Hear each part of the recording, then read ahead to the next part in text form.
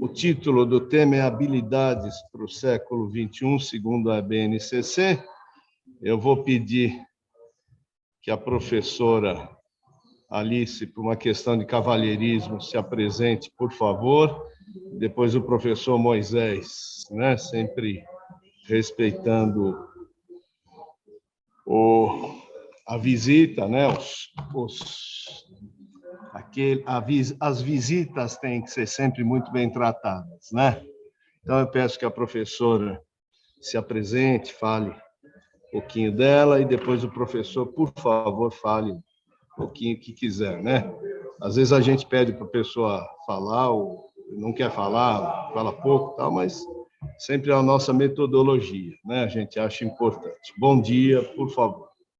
Professora Alice. Bom dia. Bom, eu sou professora desde os 16 anos, então já faz algum tempinho. Sou pedagoga pela PUC, sou psicopedagoga pela Unicamp, mestre e doutora em educação pela USP. Fui professora de educação básica por 14 anos, educação pública sempre.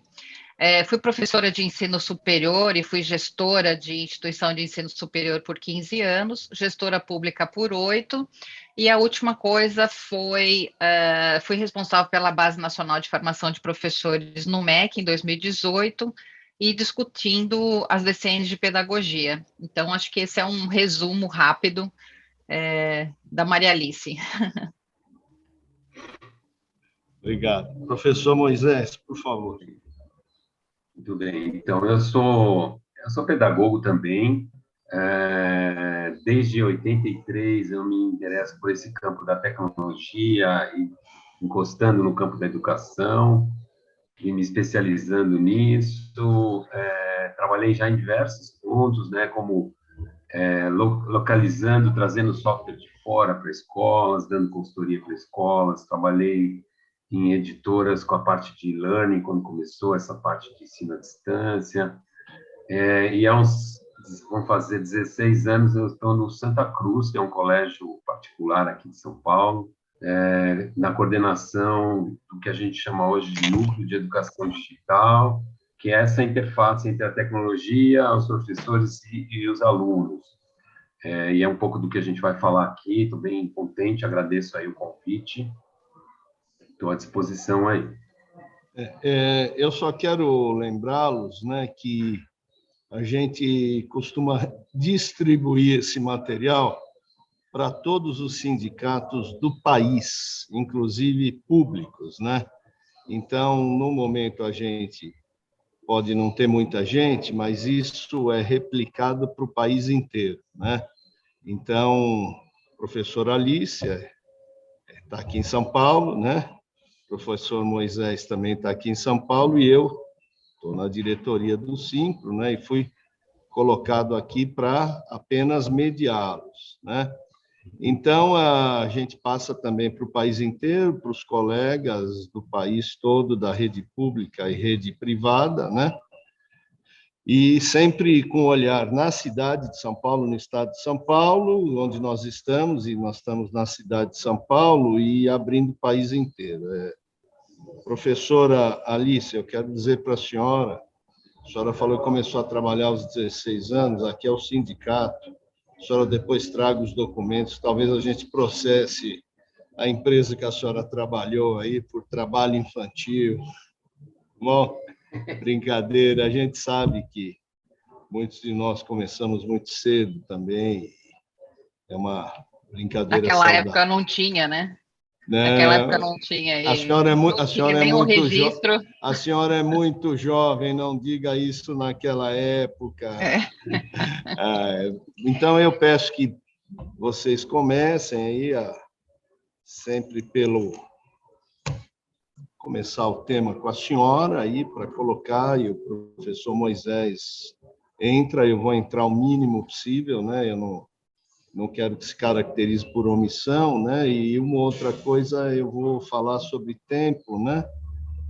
Eu sempre peço para uns 5 minutos, no máximo, de uma intervenção mais extensa, para a gente também não deixar muito longo, né? Porque nós, como professores, né, temos a facilidade de falar mais e sempre nesse perfil de mídia aí, sempre o tempo... Marcelo, quanto tempo eu tenho para apresentar? Não, nós temos aqui aproximadamente até às 11 horas para falar, né? Mas fazer um bate-bola entre vocês, sempre até umas 10h30 é um período razoável para depois a gente até fechar algumas coisas, tá bom? Então, Tá podem bom. começar, por favor. A gente sempre diz o seguinte, né? As fórmulas mágicas para esse país, né? As fórmulas mágicas para esse país sempre se apresentam por quem não é do nosso ramo, né? Então, a coisa mais comum é a gente ter gente que não é do ramo dando palpite, dando fórmulas mágicas, né? Então, é sempre abrindo a coisa de uma forma técnica que vocês têm, tá? E também naquela linguagem que nós, como professores, sabemos fazer para que todos possam aprender e saber a coisa de uma forma mais correta, vamos dizer assim. Então, por favor, professor. Então, eu gostaria de agradecer ao convite do Simpro, estou muito honrada de estar aqui nessa manhã de sábado. Eu queria saber se estão vendo a minha apresentação, está nítida? Estamos, está nítido. Então, tá bem. Tá o nome da senhora. Está Então, vendo tá bem. aí, professor Moisés? Então, eu vou começar aqui falando um pouco sobre uma expectativa mais geral de política pública, que eu acho que é o lugar que eu me posiciono melhor, né?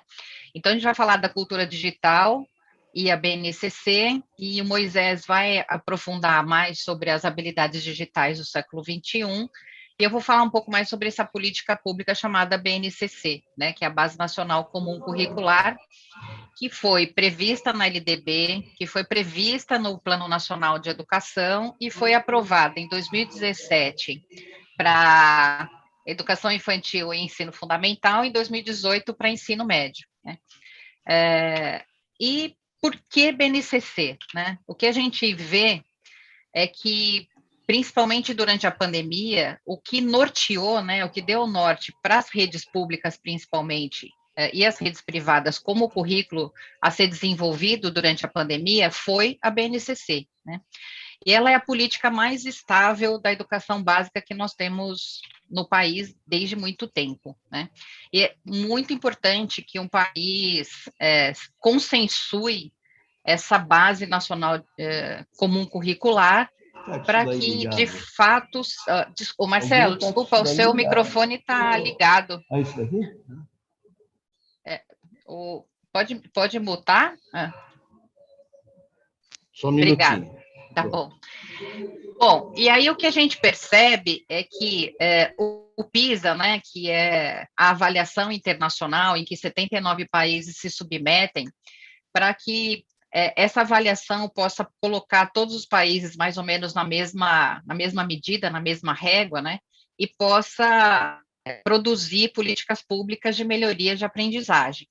Então, entre esses 79 países, o Brasil está sempre na lanterninha, né? E o que a gente observa é que os países que têm alta performance ou bons resultados de aprendizagem fizeram, né, uma reforma curricular duradoura, isso é extremamente importante, né? A partir dessa reforma curricular, foi feito também referenciais de formação inicial e continuada e de carreira de professores, e o monitoramento e avaliação para que esses países continuem tendo bons resultados de aprendizagem, né? Então, a gente percebe que nessa lista que tem alguma oscilação, porque muitos países começaram a aprender como é que se faz uma boa política pública de aprendizagem, e aprendendo uns com os outros, né? Bom, quais são os princípios da BNCC? Então, os princípios são a formação integral, né? A formação integral significa olhar o sujeito nos seus vários aspectos, então, cognitivo, social, cultural, emocional, então, olhar esse sujeito de forma integral, e isso é das 10 competências, essas 10 competências refletem competências do século XXI, né? Outro princípio, né, da BNCC é a progressão da aprendizagem, ou seja, né, o mesmo conteúdo vai aparecendo em diversos anos e ele vai sendo cada vez mais complexo, né? Metodologias e estratégias diversificadas, e é muito nítido ter uma concepção construtivista. Quando a gente fala de desenvolvimento de competências, quando a gente fala do saber fazer, do saber e do saber fazer, e mesmo da progressão da aprendizagem, a gente nota, né, que tem uma concepção construtivista. Mas a principal delas, eu acho que é esse compromisso ético com a igualdade, a equidade, a diversidade e a justiça social. Bom, a BNCC, ela passa a ser um documento com caráter normativo, que vai ser a referência tanto para formação de professores, materiais didáticos e avaliação, ou seja, todas as escolas de educação básica têm que ter a BNCC como referencial, e todas as provas, avaliações, né, nacionais, elas vão ser pautadas, então, na BNCC, inclusive o Enem, né? Bom, com isso, então, a gente percebeu que lá nos anos 90, nós tínhamos os PCNs e agora virou BNCC, né? Então, a gente está construindo a estabilidade de um currículo nacional. E isso se fez necessário porque eu me lembro que lá nos 18 anos, professor Marcelo, quando eu comecei no Estado a lecionar, nós recebíamos muito aluno que vinham de outros estados, outras cidades, e o currículo era completamente diferente, tinha uma grande dificuldade de adaptação. Então, já naquela época, nós discutíamos se tínhamos que ter um currículo nacional ou currículos locais. E o PCN foi o primeiro a dizer, olha, precisam ter parâmetros nacionais e o currículo pode ser local, né? E a BNCC também reforça esse mesmo referencial, né, que é uma base comum nacional, e cada localidade pode desenvolver, então, o seu currículo. Isso foi previsto, né? A base não é o currículo, e cada estado desenvolve, então, seu currículo junto com os municípios. Com isso, no mesmo ano de 2018, quando foi aprovado a BNCC do ensino médio, também foi enviado por Conselho Nacional uma base nacional de formação de professores, né? Respondendo a uma pergunta: o que é ser um bom professor no século XXI? Ou o que esse professor precisa saber e saber fazer? Por que é importante ter uma base curricular e uma base de professores? Para que os próprios professores saibam o que se espera deles, e para que os pais e a comunidade, né, de uma maneira geral, a sociedade saiba o que esperar da escola e o que esperar do desempenho de um professor. Então, deixar muito transparente, muito, muito claro para todo mundo, né? Porque quando a gente fala se o curso é bom, se o professor é bom, é segundo que parâmetro, né? Então, ter um parâmetro do que é ser um bom professor, né? E isso é consensuado, obviamente, com a sociedade, deixa muito claro o que se espera de cada um, né? E o que a gente percebeu lá em 2018 é que existe uma referência, que é a referência muito usada pela Unesco e por muitos países, é esse referencial que está aqui, que é da professora Linda Darling Harmon, de Stanford, que fala aqui como é que se prepara os docentes para esse mundo em transformação, e principalmente no mundo democrático, né? Então, existem 3 grandes eixos aqui, que é o conhecimento sobre os alunos e seu desenvolvimento nos contextos diferenciados, o conhecimento sobre o ensino e o conhecimento sobre o conteúdo e o currículo, né? Isso tudo muito pautado na prática profissional. Então, é ter o professor como um profissional um profissional, e que tenha que ter esse conhecimento dessas 3 dimensões dentro desse mundo em transformação. Isso foi traduzido na BNC de formação de 2018 como essa competência profissional em que integra, né, o conhecimento profissional, que a prática profissional e engajamento profissional, que são integrados, não são sobrepostos, nem são hierárquicos, mas esse professor precisa conhecer o que vai ensinar e como esse aluno aprende. Para isso, a prática profissional, ele precisa gerir, né, as aprendizagens e ter esse engajamento profissional ou ética profissional de que ensinar tudo a todos, né? Com isso, surge as competências gerais, que são desenvolvidas na base nacional como curricular, vem para cá, porque para desenvolver nos alunos da educação básica é preciso desenvolver também nos professores, e esse conhecimento profissional, prática profissional e engajamento profissional são realizados em várias competências e habilidades próprias, né? E um outro desdobramento que tem a BNCC, que é mais recente ainda, é a computação na BNCC, que eu acho que a gente começa aqui a entrar no assunto de hoje, né, mais especificamente, não que lá atrás a gente não fale, porque a própria BNCC traz os eixos da computação e traz também o desenvolvimento de competências digitais dos docentes na Base Nacional de Formação. Mas a computação na BNCC, que foi aprovada recentemente, agora em 2022, e que não foi homologada ainda, ela está como uma resolução a ser homologada ainda, está no Ministério da Educação, mas ela foi prevista, né, na própria regulação da BNCC, tanto do ensino fundamental quanto do ensino médio, dizendo que o Conselho aprovaria a BNCC como estava e emitiria novas normas complementares para computação, para pessoas em situação de privação de liberdade e arte, né? Então, essas normas ainda deveriam ser emitidas pelo Conselho Nacional. O Conselho Nacional, né, começa por emitir a norma complementar de computação, né? E aí eu vou contar um pouco como é que foi esse histórico, né? Desde a aprovação da BNCC, sempre houve uma pressão para que houvesse a computação na BNCC, né, que ela fosse um componente dentro da BNCC. E aí foi realizado um primeiro esboço e foi disponibilizado na forma de consulta pública de abril a maio de 2021, e depois foi prorrogado o prazo até um mês depois, e grupos de trabalho se debruçaram sobre propostas recebidas pelo CNE. Então, todas essas instituições que estão abaixo, aí, todas elas tiveram manifestações em relação ao primeiro documento que foi disponibilizado para consulta pública.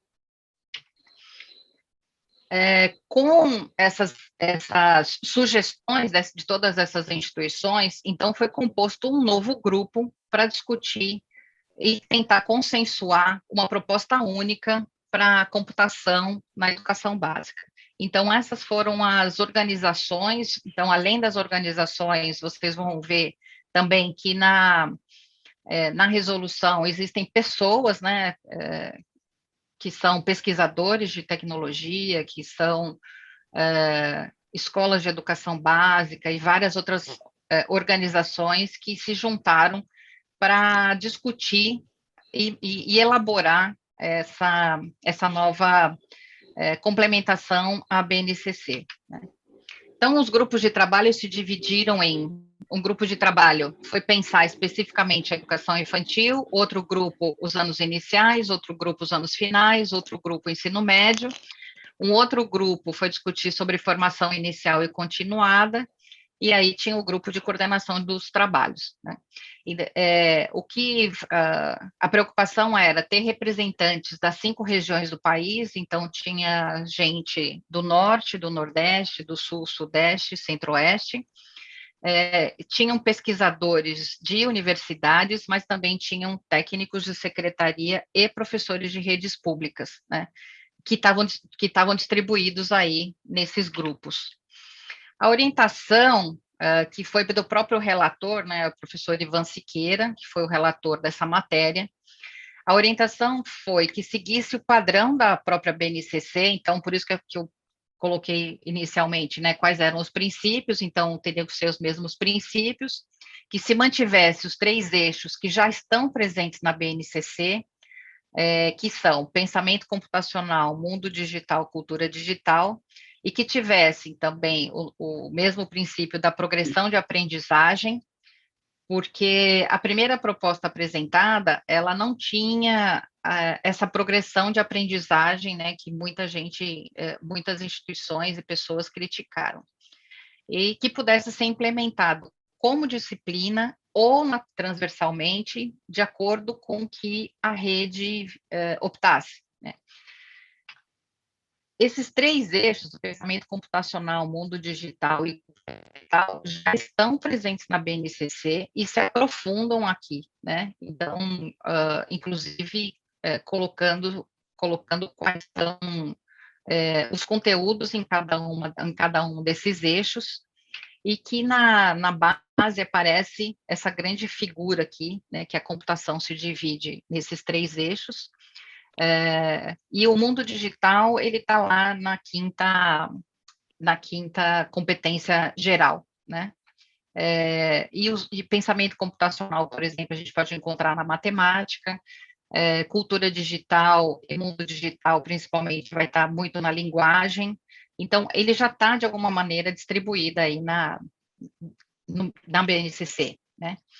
E o que essa resolução do CNE vai trazer? Ela traz as normas, né, que complementam a BNCC no que diz respeito ao ensino de computação, e ela vai dizer que os currículos vão ser desenvolvidos pelas redes, então eles podem ser incluídos como disciplina ou interdisciplinar ou transdisciplinar, mas é um conteúdo que passa a ser necessário nos currículos da educação básica, né? Outra coisa, né, que aqui ele diz que, a partir do momento que é homologado, os estados e municípios têm até 1 ano para se adequar a essa nova normativa de curricular. Lembrando, né, que a BNCC, ela já foi prevista para ser revista a cada 5 anos, a partir da implementação. Então, provavelmente, quando os currículos forem ser reeditados, já deverão ter essa adaptação dessa complementação da BNCC de computação. Bom, uma outra coisa que é prevista nessa resolução, né, que são previstos nessa resolução, é a formação de professores para o ensino de computação. Então, a gente sabe que tem licenciatura de computação em várias instituições de ensino superior, mas também existe a formação para o ensino da computação na formação continuada, né? Então, tanto na formação inicial quanto na continuada, é preciso se organizar para que possa atender essa normativa. Os currículos, então, ela precisa estar presente nos currículos, nos recursos, é preciso ter recurso didático, apesar de que o Moisés vai falar isso depois, né, que é o plugado e o desplugado do pensamento computacional, mesmo assim, é preciso ter recurso didático para que ele possa ser desenvolvido de forma adequada, e a avaliação, né? Então, isso tudo está previsto, e aqui também eu coloco os links, né, onde é que está a proposta de resolução e onde é que está a organização por etapa e ano, né? Então, ela foi organizada nos anos iniciais, aí tem ano a ano, nos anos finais tem ano a ano, que o Moisés vai apresentar daqui um pouquinho também. Com isso, a gente percebe que desde a BNCC existe um esforço de desenvolver a tecnologia e a computação no currículo. Então, o CIEB, que é uma organização não governamental, sem fins lucrativos, que apoia as redes públicas, ela já havia desenvolvido esse currículo de tecnologia e educação, computação, desculpa, para os 3 níveis da educação básica, e a partir disso começa a desenvolver os itinerários formativos também na área de tecnologia. Então, tem 2 itinerários do ensino médio que um é sobre justamente de tecnologia e computação, e o mais novo que é de ciência de dados, né? Então, está disponível também totalmente gratuito para quem quiser se debruçar sobre isso.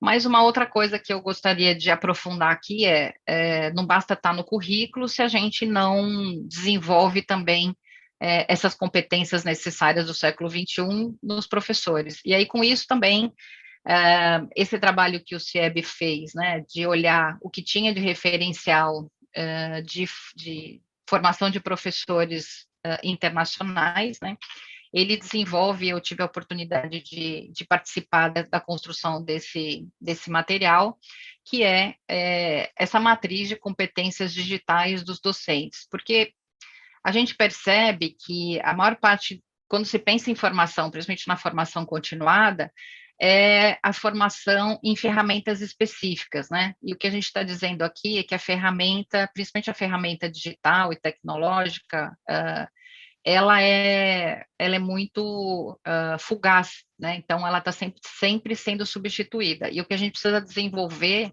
é, de fato, a competência e a habilidade para o ensino e a aprendizagem da computação, do mundo digital, né?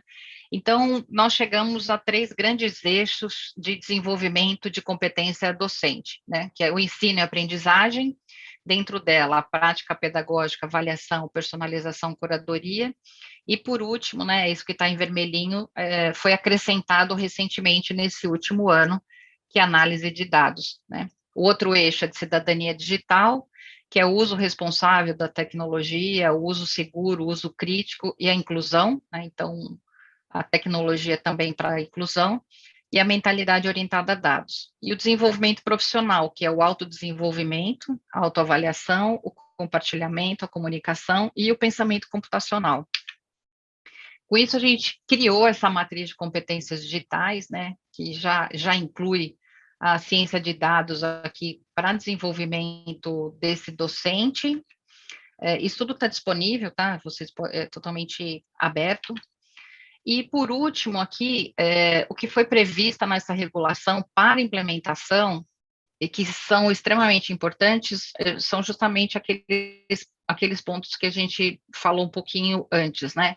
Que é a formação inicial e continuada de professores, a inclusão no currículo, né, da computação, os recursos didáticos compatíveis com esses objetivos, a implementação incremental, que significa passo a passo, né? Então, não precisam ser todos os anos da educação básica simultaneamente, a gente pode, a rede ou a escola, ela pode começar no ensino médio, ela pode começar no primeiro ano de cada etapa, enfim, vai se organizar para fazer essa implementação incremental.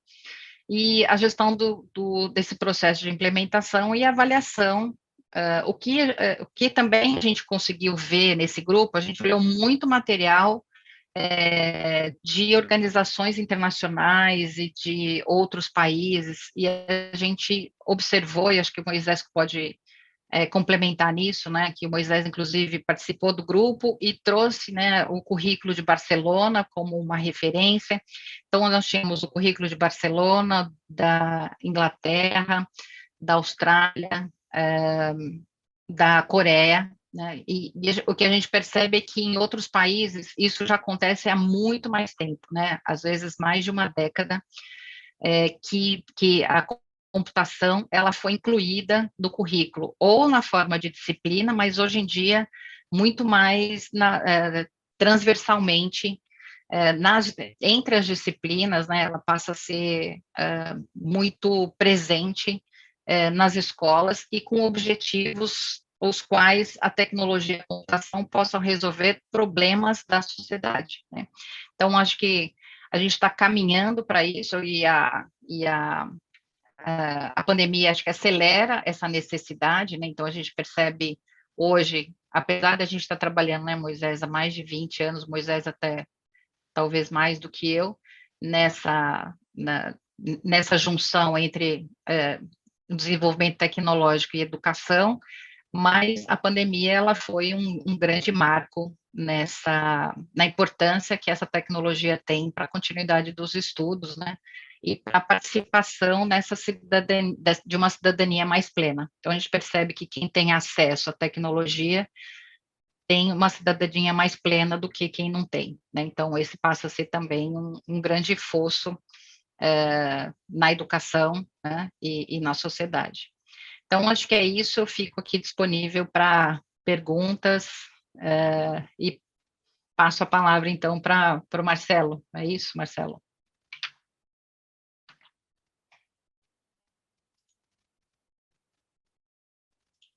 Que não, a gente super claro, super didático, coisa de um bom professor, né?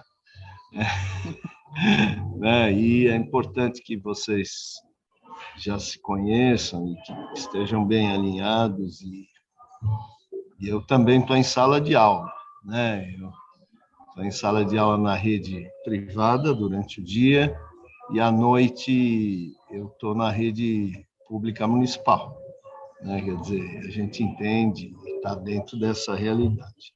Então, eu passo para o professor Moisés, por favor, para prosseguir aí com esses alinhamentos, com essas transversalidades, né? Por favor, professor.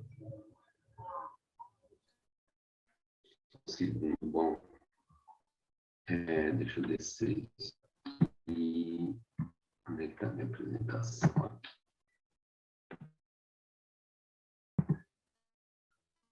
Deixa eu carregar.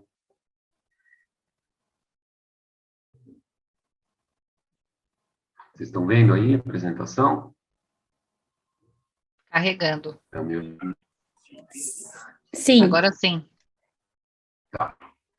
Bom, gente, então, a gente conversou ali, não fizemos um ensaio propriamente dito, mas eu acho que é legal, porque são duas visões, né, se eu consigo fazer com que elas se complementem, porque eu vou falar um pouco sobre eu quero falar um pouco do lugar de eu falar, que é o lugar, né, no caso, de uma escola privada, mas acho que é legal a gente...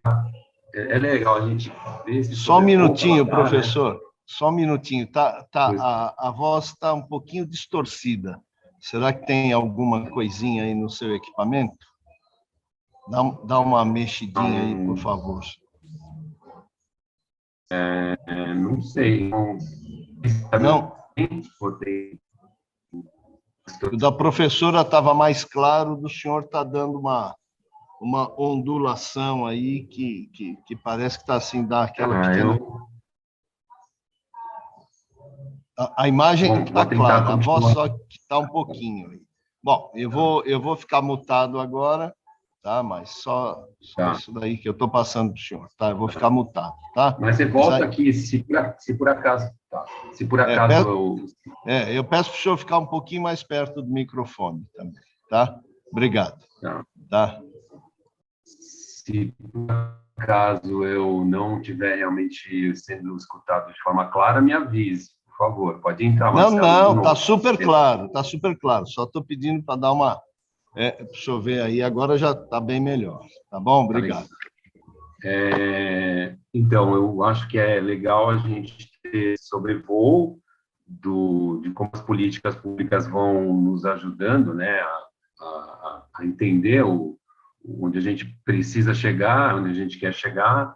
E aí é legal, do lugar da escola, ver como a escola recebe isso, como a escola se organiza, né, a partir dessa visão, e como é a realidade aqui embaixo, que muitas vezes corre à margem, né, corre paralelo. Eu vou falar um pouco, então, desse lugar, quero falar um pouco sobre o que eu encontrei na BNCC de habilidades digitais, que é o tema da gente, um pouquinho sobre esse movimento que a Alice descreve, né, dessa nova norma, né, que regulamenta a computação na BNCC, que eu participei diretamente, então extraí algumas coisas para a gente olhar e falar um pouco, enfim, como é que a gente na escola tem feito o esforço para habilitar o educador, porque para que essas habilidades aconteçam, quer dizer, que o aluno, enfim, que é o nosso objeto mais importante, saia capaz de se tornar um cidadão, né, com essas habilidades, é preciso habilitar o educador junto, né?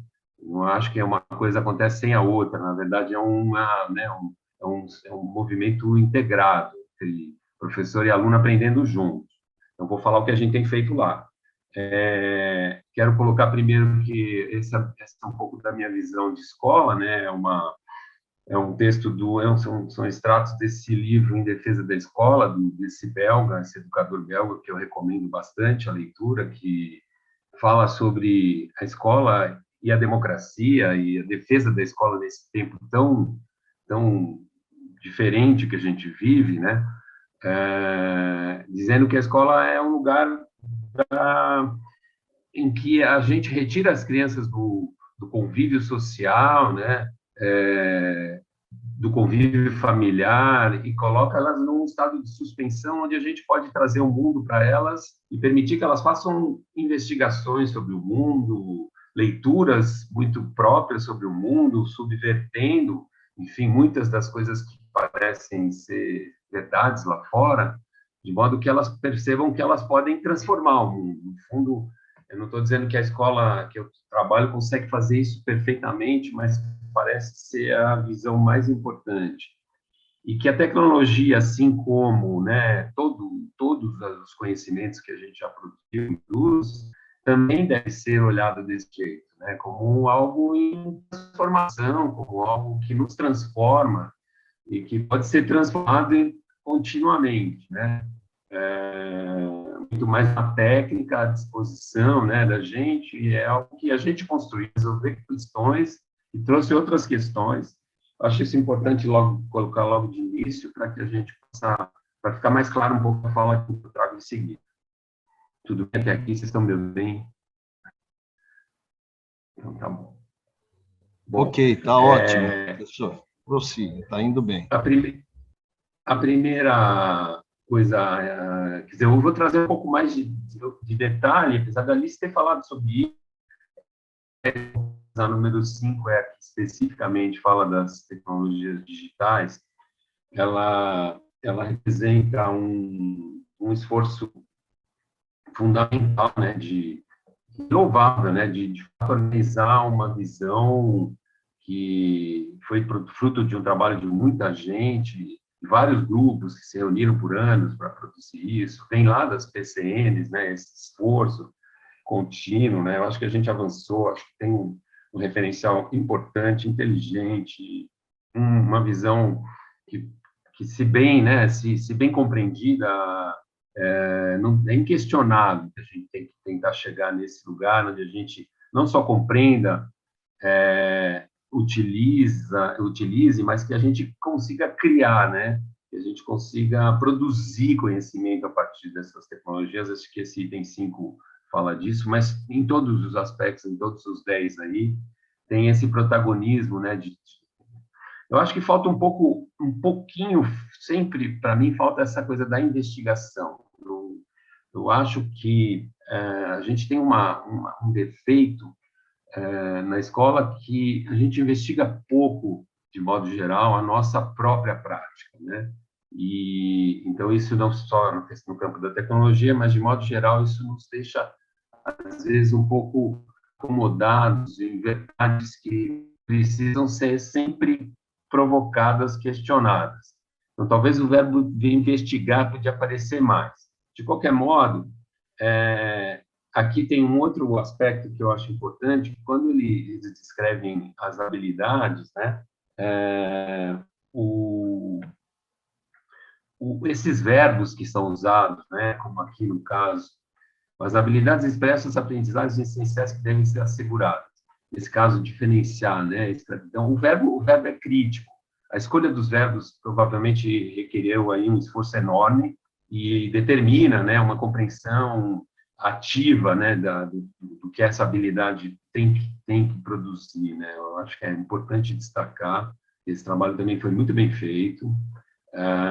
e fica claro aí nesse exemplo, esse exemplo eu acho muito bom, ele está logo no começo da base. Também é importante ressaltar de novo, né, que ela é, de fato, um pano de fundo, né, uma visão, um ponto de chegada, mas que a gente tem que construir o caminho para chegar lá, e os caminhos são diferentes, as escolas são diferentes, as culturas locais são diferentes, então é importante que a gente tenha essa clareza de que, né, eles não são um modelo obrigatório, mas eles são lá uma ideia, né, uma boa ideia, que a gente gostaria, como sociedade, de fazer dentro da escola. Aqui eu fiz uma brincadeira de procurar no texto da BNCC original, aquele documento de 600 páginas que você tem lá no documento inicial. A incidência da palavra digital, né? Você vê que a palavra que mais aparece é ensino, né? E educação, como era de se esperar, mais do que aprendizagem, que também já começo a questionar um pouco. Mas, de qualquer modo, digital aparece cerca de 700 vezes entre a palavra digital, mídia e tecnologia, indicando que já esse documento original já era um documento bastante preocupado com essa incorporação, né,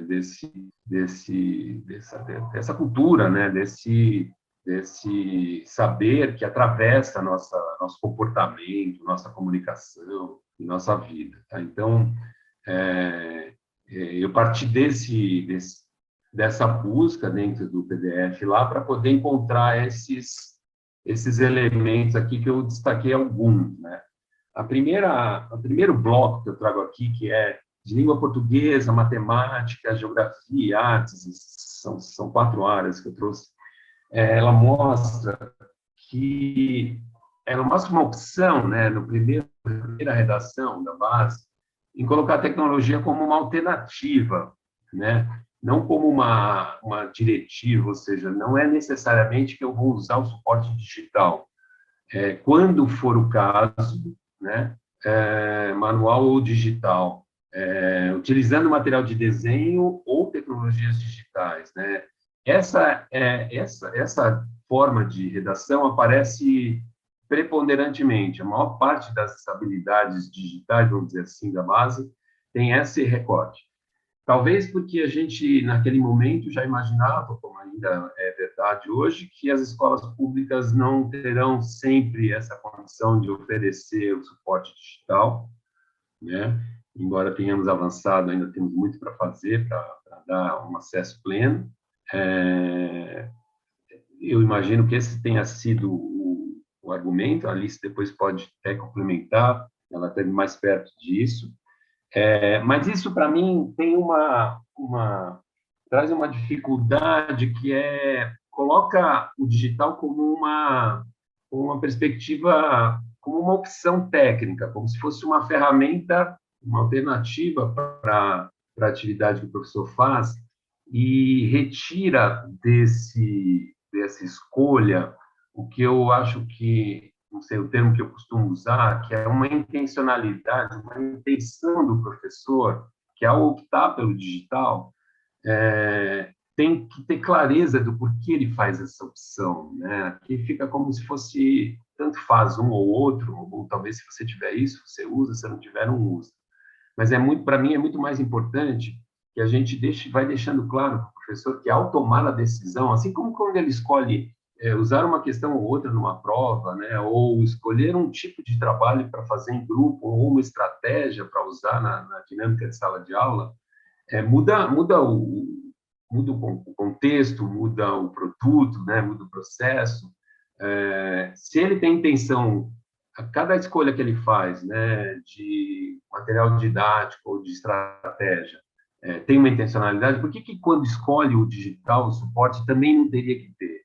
Então, essa é uma discussão que eu tenho feito diariamente na escola, que você tem que carregar entre todas as suas intenções a intenção do digital, porque a escolha de um editor de texto para fazer um determinado tipo de trabalho produz um outro trabalho do que se você fosse fazer no papel.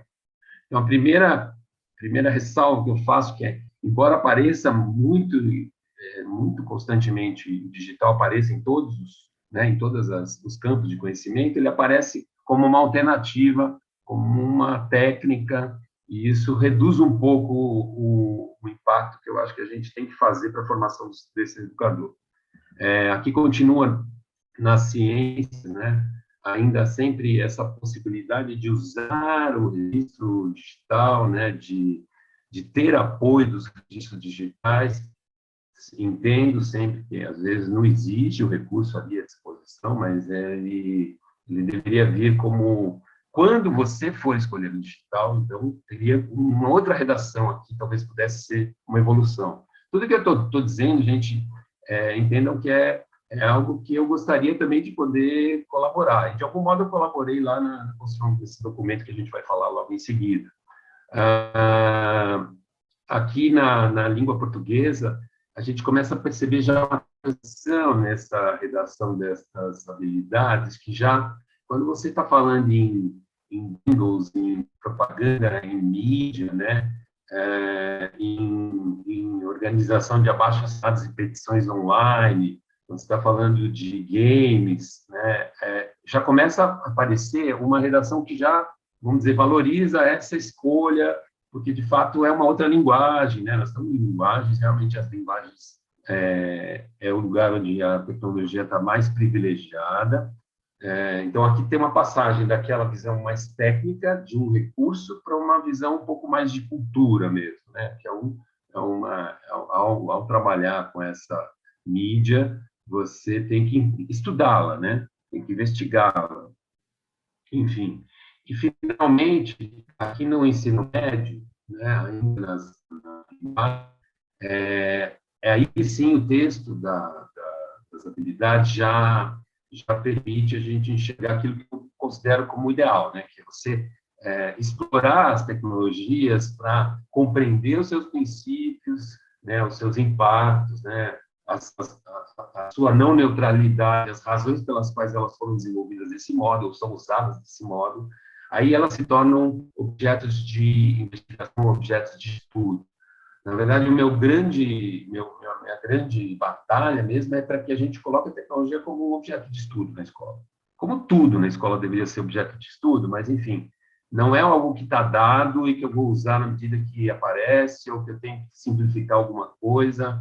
Não, é alguma coisa que eu preciso investigar, porque ela impacta, ela transforma o que eu estou fazendo, e vai transformar aquilo que o aluno vai fazer. Então, esse é um recorte que eu trouxe do primeiro documento da base, para mostrar que tem realmente uma incidência bastante importante de habilidades digitais, que nos ajudam a entender, mas que tem essas nuances que talvez facilitem, favoreçam, fortaleçam uma formação de professor no sentido de um uso mais intencional das tecnologias, como componente, né, curricular.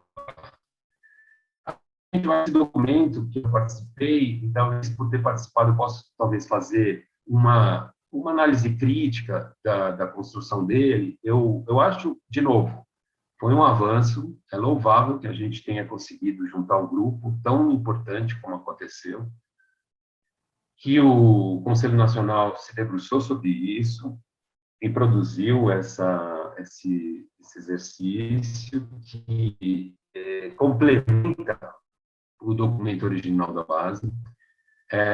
A ressalva inicial que eu faço é que a primeira chamada desse documento ela foi construída muito baseado no conhecimento da computação, né? E trouxe, no primeiro movimento, a Sociedade Brasileira da Computação como eixo para construir o primeiro documento.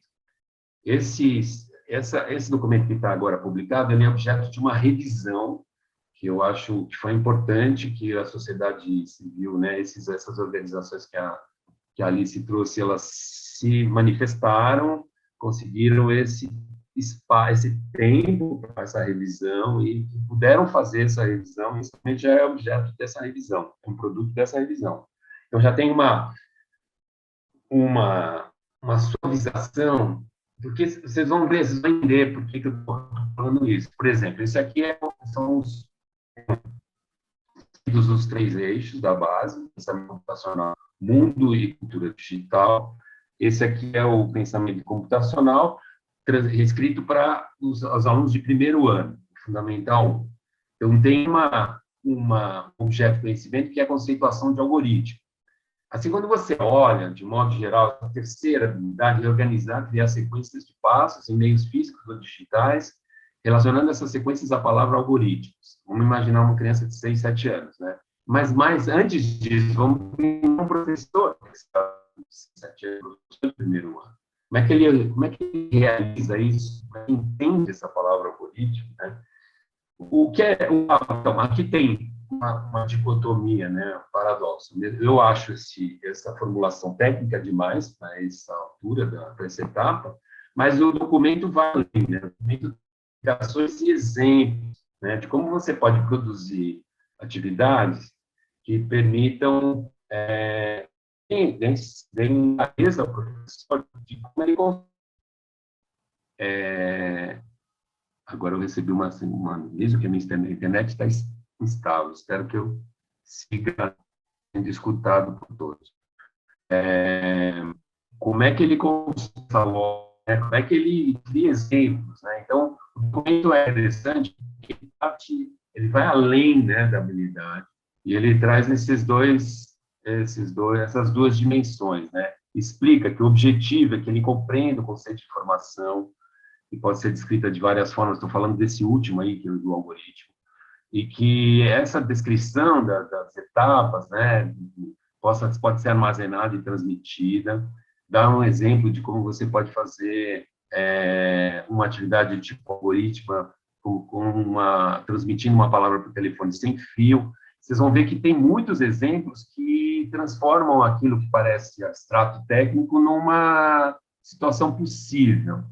Mas continuo achando que, assim, coloca o professor médio, né, de ensino fundamental, especialmente, até da educação infantil, que já tem dificuldade de entender ou incorporar as demais habilidades, vamos dizer, mais já usuais, de como usar até um editor de texto, qualquer coisa, como algo tranquilo, incorporado, traz um componente mais técnico ainda, né? Então, eu acho que a gente tem que olhar isso com cuidado. Aqui no campo do mundo digital, né, voltamos ainda a ter, assim, aqui estamos no 6º ano, falando em transmissão de dados, né? Entender o processo de transmissão de dados, como a informação é quebrada em pedaços, transmitida em pacotes, através de múltiplos equipamentos e reconstruída no destino.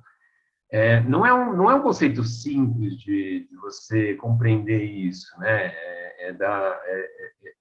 Tá no campo lá da TI, né? O pessoal de TI entende isso, a gente que vai para a prática, será que a gente consegue transformar isso em, de novo, né? Todas essas habilidades e com exemplos de. Então, você vai dividir uma frase em pedaços de papel, são só exemplos, né? Então, eu acho que, assim, é um movimento que explicita um campo, especialmente o pensamento computacional, que vem sendo debatido como, né, o letramento do século XXI. Então, o que é louvável nesse documento é isso. Ele abre esse campo, ele detalha esse campo, mas ele precisa ser objeto de investigação, sim, para que a gente incorpore isso. E eu continuo defendendo que todos os educadores têm que, de alguma maneira, se responsabilizar por parte disso. Isso não pode ser objeto de trabalho somente do especialista em computação. Alice, depois você fica à vontade, tá? Para fazer a parte que você quiser, tá? Porque essa parte a gente não ensaiou. E tinha muito sentido. A cultura digital, eu acho que é o campo que me agrada mais, porque ele fala sobre uso crítico de mídias, pesquisa, impactos de redes sociais, né? Então, o documento também traz... Aqui foi, acho que, onde a gente conseguiu... A gente que não é da computação pura, né? A gente conseguiu balancear, né? Vamos dizer assim, a redação e trazer alguma contribuição, né, que possa ser valorizada. E aqui no ensino médio, a aparece bastante bem, né, esse uso crítico das mídias, né, essa cidadania, de alguma maneira, bem tida. Então, o documento está mais balanceado, mas ele tem um componente ainda meio duro, que precisa ser avaliado. Bom, enfim. Aí eu vou passar para a última etapa da minha fala, onde eu vou só colocar um pouco como nós estamos operando lá no chão de escola, né? Com esse currículo de cultura digital que a gente denominou assim lá na escola. A gente tem feito um esforço há uns 5 anos, então um pouco mais, embora os documentos nacionais já nos tragam subsídios, né, de construir o nosso próprio currículo de cultura digital, que é uma espécie de uma leitura de todos esses internacionais, de outros países, documentos aqui de São Paulo, documentos brasileiros, porque a gente acha que, assim, essa equipe que a gente em que participa junto com professores, é uma equipe de apoio aos professores para desenvolvimento dessas práticas com tecnologia, era preciso que a gente se empoderasse desse lugar e que, junto com os professores, a gente tentasse construir um currículo que fosse, que dialogasse com o que a gente faz na escola. E eu acho que esse esforço seria ótimo de que fosse feito em todos os lugares, né? Que a apropriação desses documentos oficiais não fosse feita assim, sem essa adaptação, né? Mas eu sei que isso é um privilégio de uma escola particular, ter uma equipe paga para ficar nesse lugar fácil, né? Então, eu sei que é um privilégio. De qualquer modo, a gente criou 4 categorias, a gente é independente da base, a gente chama de cidadania digital, fluente, pesquisa, gestão da informação e educação para as mídias. E a gente considera, embora tenham intersecções entre elas, 4 eixos fundamentais de como se organiza o conhecimento da área. E a gente chamar de cultura digital também nos ajuda a colocar a tecnologia num outro lugar. Se a gente chamasse tecnologia da educação, né, tecnologias educacionais, a gente ainda estaria no campo da técnica e não tanto no campo da cultura. Quando você chama de cultura, você implica todos os demais, a gente acha, nessa mesma lógica, né, nesse mesmo desafio. Nós fizemos já uma enquete com os professores sobre de cada um desses 4 eixos, a gente foi dividindo o formulário em perguntas específicas sobre cidadania, sobre fluência, sobre mídias, né, educação para as mídias, e sobre pesquisa. E aqui tem alguns resultados, rapidamente, sobre... Então, a gente pergunta, você consegue conversar com seus alunos sobre a postura deles e o comportamento deles na internet? Você cuida da sua privacidade e protege seus dados? Você seleciona os recursos que você publica nos seus materiais de acordo com as regras de direito autoral? Você protege seus dados dos seus alunos na internet? Vocês vão vendo que diferencia aquilo que eles concordam plenamente, né? Vocês vão vendo que eles têm mais dificuldade, eles têm mais facilidade em proteger os dados do que falar sobre comportamento na internet. A gente quis fazer com esse formulário, não sei se eu tenho mais um formulário que já seria autorreflexivo, né? Formativo, que ao responder a pergunta, ele já percebesse que aqui eu acho que eu ainda preciso aprender. Eu não tenho clareza assim. Fizemos isso com todos os professores da escola e fizemos uma espécie de um mapa, né, uma fotografia de como essa comunidade funciona em relação a isso que a gente considera essencial para esse currículo. E, a partir daí, a gente montou um plano de formação que a gente vem com uma certa dificuldade conseguindo colocar em prática, porque a gente tem um professor que trabalha por hora, a gente não tem tantas horas de formação assim disponíveis no campo digital, e a gente não consegue avançar como a gente... De qualquer forma, o diagnóstico já é um grande passo. E, a partir desse diagnóstico, na verdade, junto com o diagnóstico, a gente vem construindo esse currículo. Esse é uma das matrizes, pedaço de uma matriz do campo da cidadania digital, que é resultado de uma pesquisa que a gente faz olhando todos esses currículos internacionais e nacionais, inclusive esses documentos aí que a gente acabou de falar, da base e dessa norma de computação na base, para poder tentar se aproximar das nossas práticas. Então, dividiu em objetos de conhecimento, né, o eixo de cidadania, e para cada ciclo a gente colocou os objetivos de aprendizagem. Isso não está terminado, esse documento está em construção. O que a gente tem para falar é que a gente tem usado esse documento para descer junto aos grupos de professores. Como a gente não tem muitas horas de formação, a gente tem usado esse documento como estratégia. A gente coloca na mesa, a gente imprime essas tabelas grandes, em tamanho grande, coloca na mesa deles, dá umas canetas coloridas, a gente tem feito isso com todos os ciclos lá na escola, e pede para eles dizerem aquilo que eles acham inegociável em cada uma das áreas. Eles não abririam mão, como a gente coloca logo de início, que isso para nós é um direito de aprendizagem dos alunos.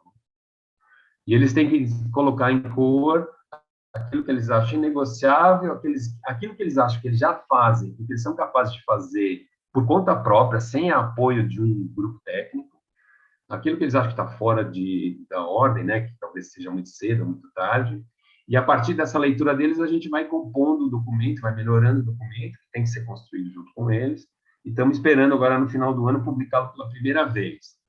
Nossa expectativa é só que no começo do ano que vem, quando eles estiverem fazendo planejamento para 23, eles levem esse documento, esse livreto na mão lá, esse plano, eles possam carregar uma ou outra dessas habilidades como intenção na hora de planejar, de executar.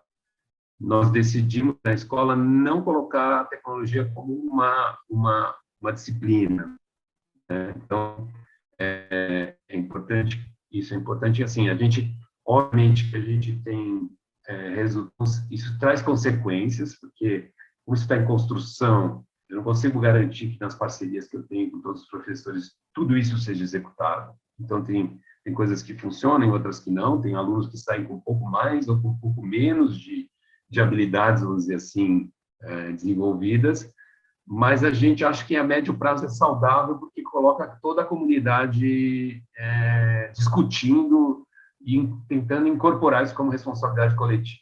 Não sabemos se a gente está fazendo certo ou não, só o futuro vai nos dizer. E aqui, só para finalizar, outra dessas matrizes, a gente tem cursos noturnos, a gente tem EJA, e aí na EJA a gente faz a mesma concepção, e aqui é um currículo de fluência. Dentro de fluência tem a parte mais instrumental mesmo da tecnologia, e a gente, obviamente, na EJA a gente tem os ciclos lá, e a gente adapta um pouco o currículo que a gente fez lá para o Fundamental 1 e 2, aqui para a EJA, que tem um outro ritmo, tem para mostrar que a gente também está tentando atingir esse grupo. Então, é isso, essa parte final é só para mostrar um pouco aí uma estratégia que a gente resolveu escolher para fazer com que toda essa visão e essa formulação, que é habilitar um professor, produzir habilidades digitais nessa comunidade, aconteça de um modo mais efetivo. Eu agradeço de novo aí o convite e estou à disposição para conversar, para qualquer pergunta. Acho que eu encerro aqui. A qualidade do trabalho que o professor passou e os desafios, né, são grandes. E a gente percebe aí a dificuldade, né, mesmo numa escola particular, né, do colega, né, se apropriar de tudo isso daí e usar nessa transversalidade. E, por uma ironia, uma triste ironia, né, essa pandemia nos fez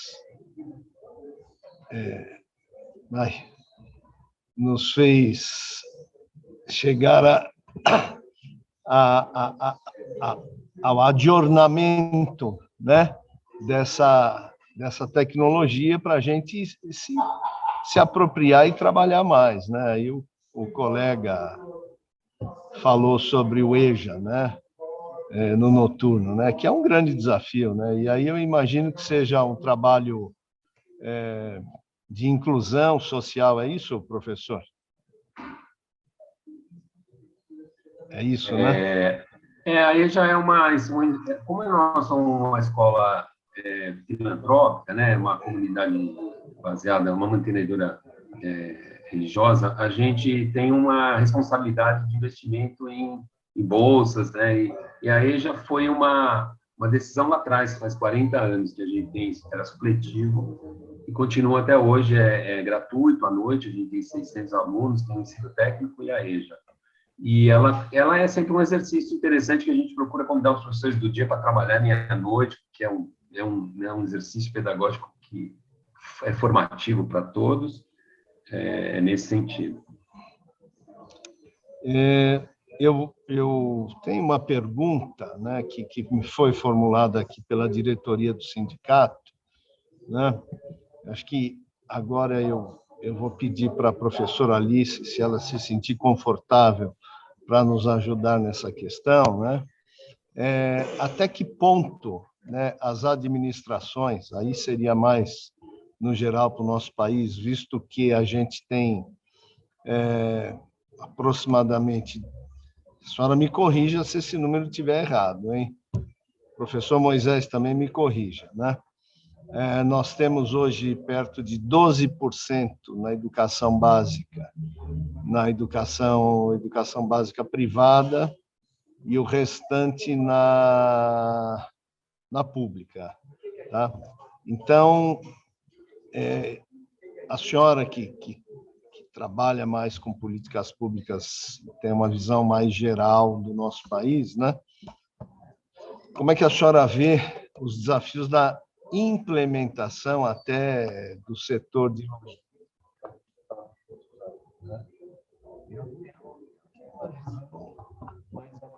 muito parcial. A senhora não está me escutando? Tá? É isso que eu queria que a senhora comentasse um pouquinho, as dificuldades dessa implementação da BNCC e nessa transversalidade. É isso. Se a senhora puder falar, bem. Se a senhora Obrigada achar pela pertinente. pergunta. Não, obrigada pela pergunta. Sim,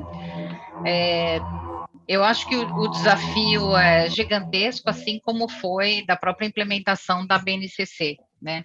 Então, os estados deveriam ter 1 ano para fazer os seus currículos, e isso levou 2 anos, e a pandemia também atrapalhou, mas a pandemia também mostra que o acesso à tecnologia é extremamente importante, não só na escola, mas a gente percebeu que também fora da escola.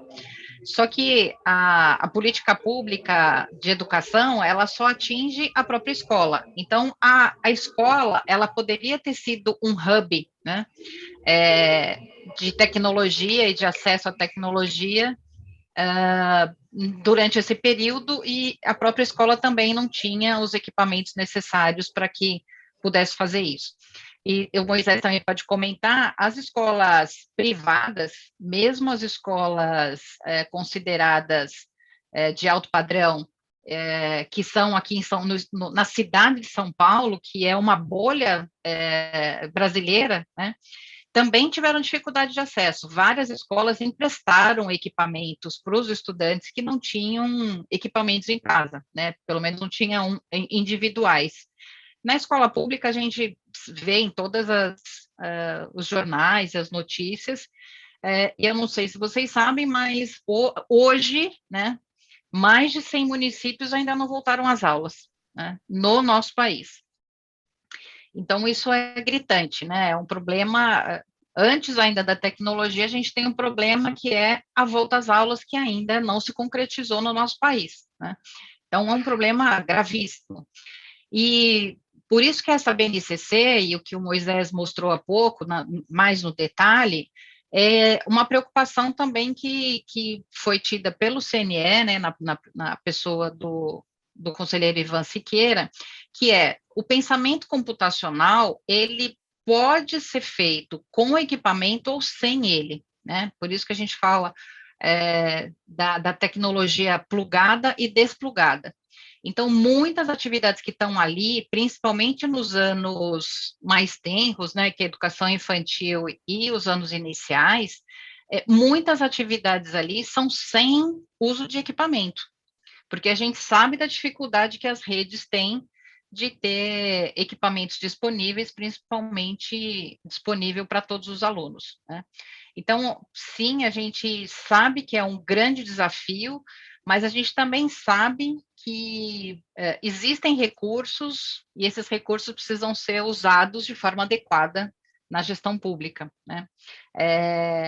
E existe a lei do PIEC, que foi aprovada, existe o valor do trust que foi aprovado, ele precisa ser, de fato, usado da forma adequada.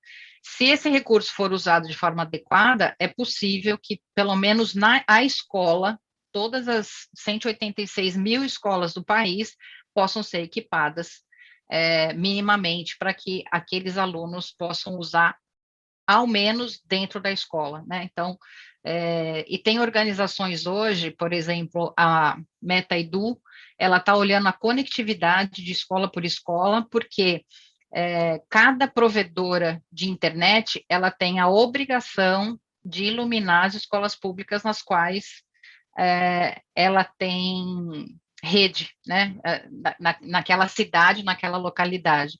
Então, está sendo informada as escolas que a mesma conexão que tem na rua, que a operadora provê, particularmente para casas e escritórios, etc., também tem que prover a mesma qualidade para as escolas públicas, né? Então, são regulações que tem, mas que elas não estão sendo cumpridas. Se essas coisas começam a ser cumpridas, as pessoas começam a cobrar, né? Então, pelo menos a escola, acho que assim, se a gente conseguisse que as 186 mil escolas pudessem ser esse hub de tecnologia, a gente não que resolveria o problema, mas é um desafio vencido, né? Que a escola tem equipamento para que os alunos possam usar dentro da sala de aula e fora da sala de aula, e que seja esse grande, até da própria comunidade, né?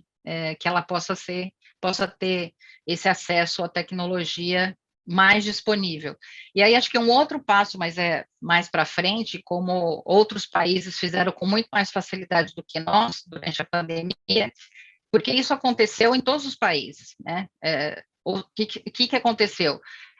Foi visto que nem todos os alunos tinham equipamento de conectividade em casa, só que isso foi provido pelo governo, né? Então, as crianças que estavam na idade escolar, dentro das escolas, os governos puderam comprar os equipamentos e distribuir para os seus alunos, e se não tinha conectividade em casa, tinha o chip 3G ou 4G, enfim. Então, proveu, né? E o nosso país não ficou de braço cruzado, né? Tanto é que, até hoje, ainda nós temos municípios que não voltaram às aulas, e a gente conhece muitos municípios também que tiveram zero atividade, nem impressa, né? Então, isso assim, eu acho um horror, né, para não dizer criminoso, deixar as crianças tanto tempo afastadas da escola sem nenhuma atividade. E agora você vê, né, as próprias escolas privadas eram 15%, passaram a ser 12%, né, e principalmente o impacto da pandemia, que a pandemia teve durante nesse transcurso escolar, né? Muitas crianças saíram das escolas particulares e foram para as escolas públicas por todas as razões que a gente também conhece, né? Então, impacto econômico, enfim. Então, também teve um decréscimo aí. Nós tínhamos 85% das matrículas na educação básica, hoje teve esse pequeno aumento, essa pequena variação. Eu acho que o impacto grande aí devido à própria pandemia, né? Então, eu estou aqui, não sei se respondi a tua pergunta. Eu tenho uma outra pergunta aqui, que eu vou formular para o professor Moisés, e depois eu quero que a senhora complemente, porque eu acho que vai no bojo do que a senhora falou, né? Já é uma questão do dia a dia, né? Vamos lá. A senhora bem colocou a questão da precariedade da oferta, né?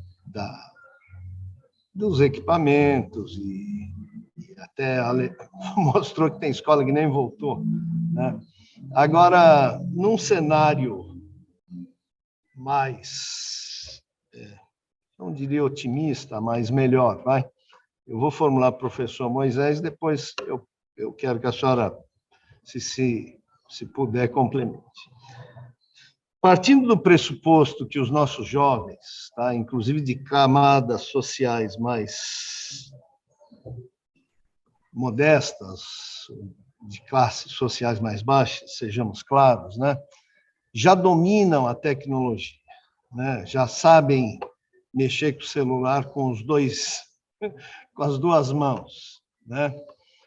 Professor Moisés, a gente pode ter um avanço, a gente pode ter um salto, né, com todas essas questões sociais desse garoto, mesmo na escola pública, num avanço, em maior interesse,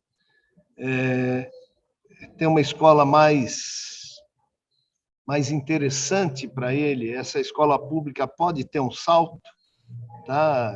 Será que eu estou sendo muito ficcional? Tá?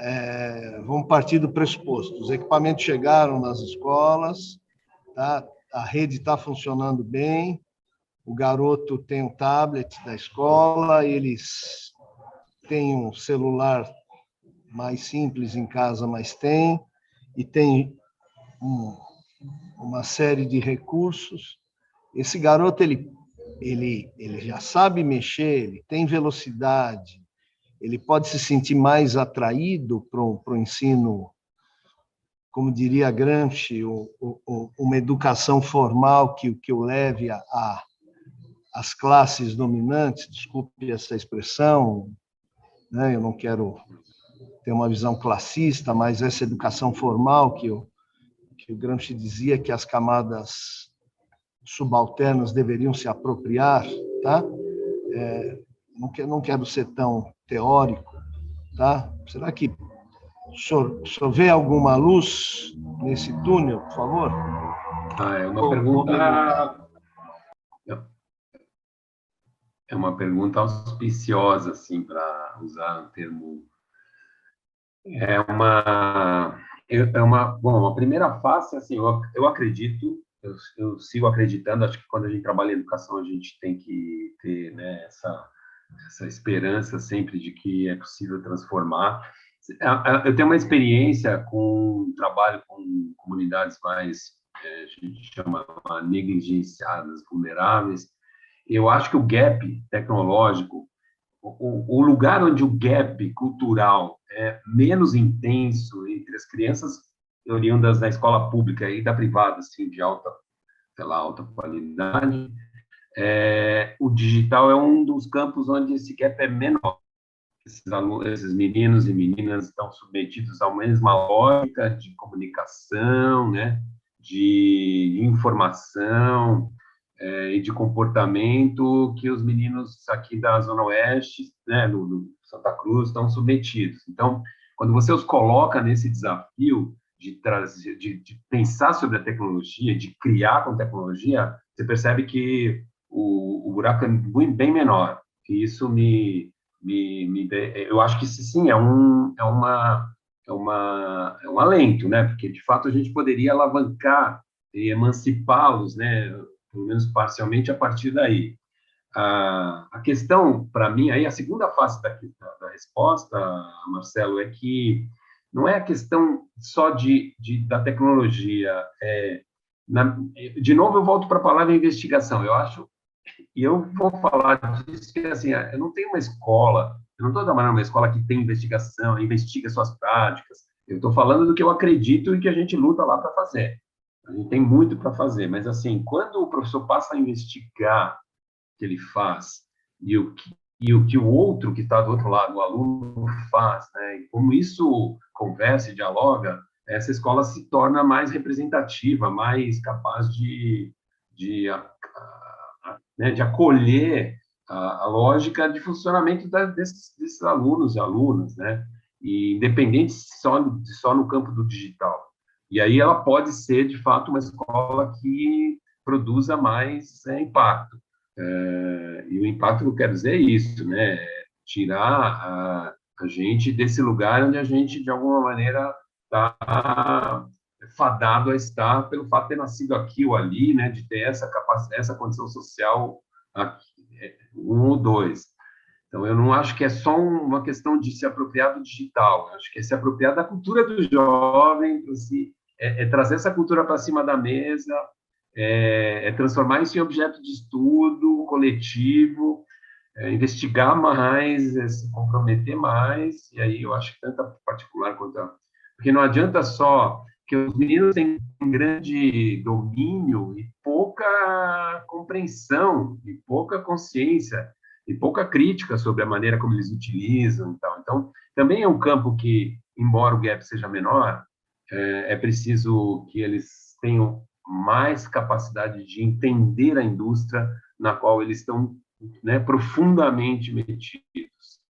Então, são três respostas, né? Eu acho que o gap é menor, mas a gente precisa compreender melhor, todos precisamos compreender melhor onde estamos enfiados nesse digital, o que está acontecendo, né, no mundo.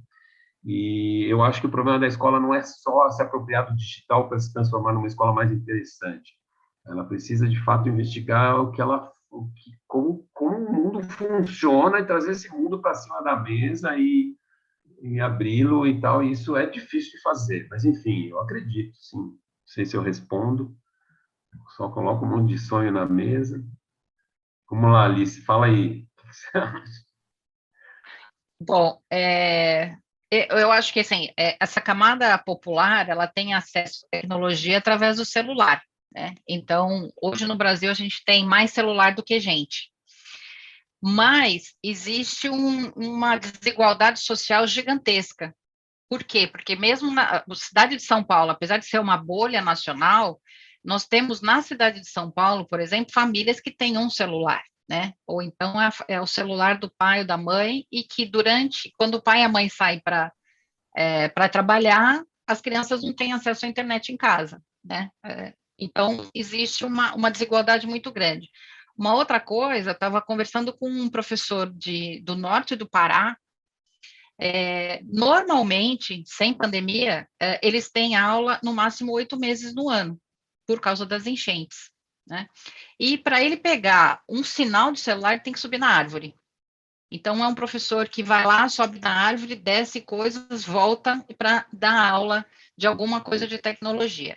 E aí, se a gente for ver, né, Amazonas, a dificuldade que é naquele povoado ribeirinho, o acesso à tecnologia é muito restrito, né?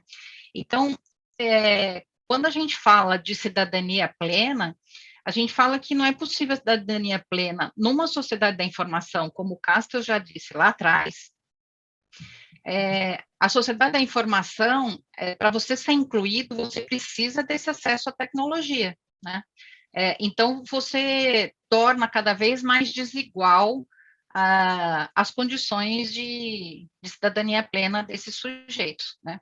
Agora, tem um filme muito interessante que está no YouTube, não é novo, ele chama Um Buraco no Muro, não sei se vocês conhecem, é de um indiano que pega um muro numa comunidade muito, muito pobre na Índia e coloca um computador.